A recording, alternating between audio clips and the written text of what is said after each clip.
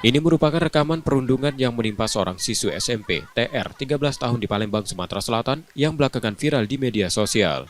Dalam video tersebut, terlihat korban ditarik oleh sekelompok remaja, lalu didorong hingga tercebur ke sungai. Saat jatuh, ia tampak sakitan dan kesulitan berdiri. Ironisnya, tak satu pun dari mereka yang menolong, korban justru menjadi tontonan.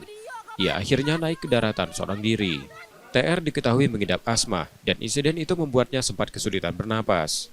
Peristiwa ini terjadi pada Minggu 18 Mei 2025 sore lalu di area jembatan Jalan Terusan Kelurahan 15 Ulu, seberang Ulu 1 Palembang.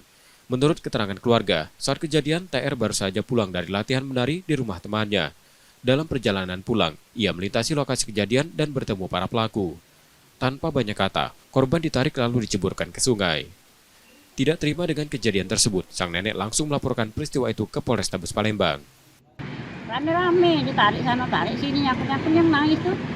Pas dia kejebur macam itu, nak bangun tuh Saro, terus duduk kedinginan, mana gini asma juga. Aduh, Kenal sama yang pelaku itu? tidak kenal.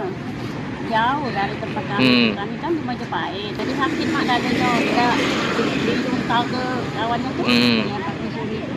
Jadi kaki juga yang luka, cuman kaki sakit. Polisi telah menerima laporan dan saat ini masih mendalami kasus tersebut. Yudi Kiswanto, Kompas TV, Palembang, Sumatera Selatan.